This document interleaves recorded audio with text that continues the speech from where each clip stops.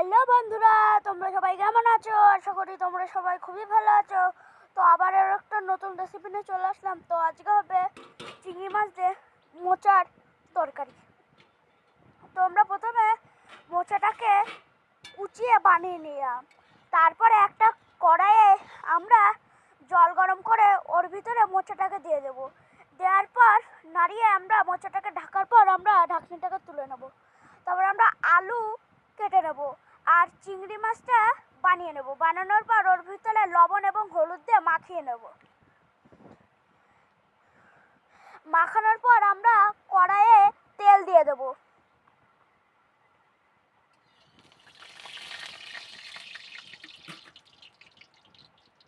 কড়াইয়ের তেল গরম হয়ে গেলে ওর ভিতরে আমরা চিংড়ি মাছটাকে ভেজে দেব।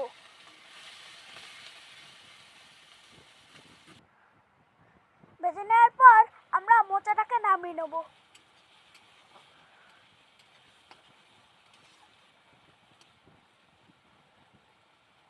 নিয়ে চিংড়ি মাছটাকে ভাজার পর আমরা চিংড়ি মাছটাকে তুলে নেব।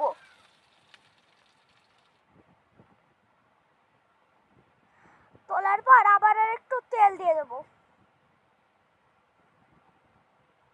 তেল দেওয়ার পর ওর ভিতরে আমরা জিরে ভেজে নেবো। নিয়ে শুকনো লঙ্কাও দিয়ে দেবো। দেওয়ার পর ওর ভিতরে আমরা কেটে রাখা আলুগুলো ভেজে নেবো।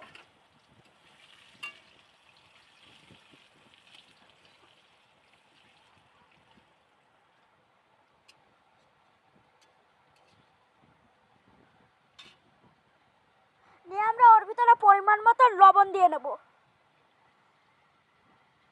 দেওয়ার পর আমরা পরিমাণ মতো হলুদ দিয়ে দেবো। হলুদ দেওয়ার পর আমরা নাড়িয়ে নেব।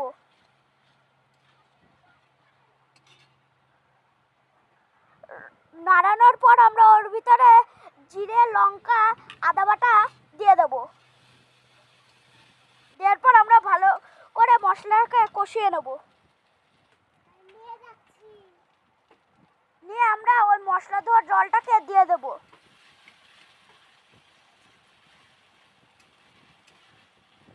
দেওয়ার পর ওর ভিতরে আমরা মোচাটাকে দিয়ে দেব।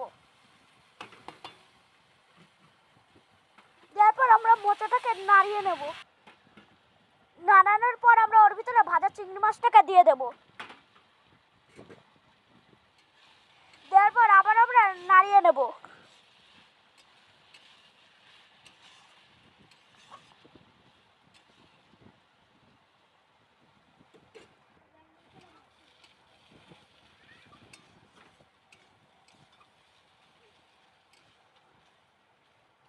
কিছুক্ষণ নাড়িয়ে নেওয়ার পর আমরা ওর ভিতরে পরিমাণ মতন চিনি দিয়ে দেব। চিনি দেওয়ার পর আমরা 1 চামচ গরম মশলা গুঁড়ো দিয়ে দেব। দেওয়ার পর আমরা নাড়িয়ে নেব।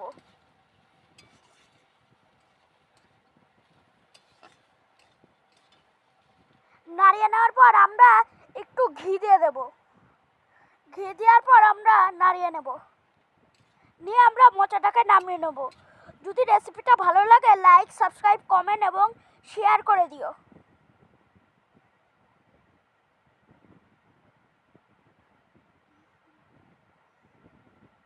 টাটা বন্ধুরা।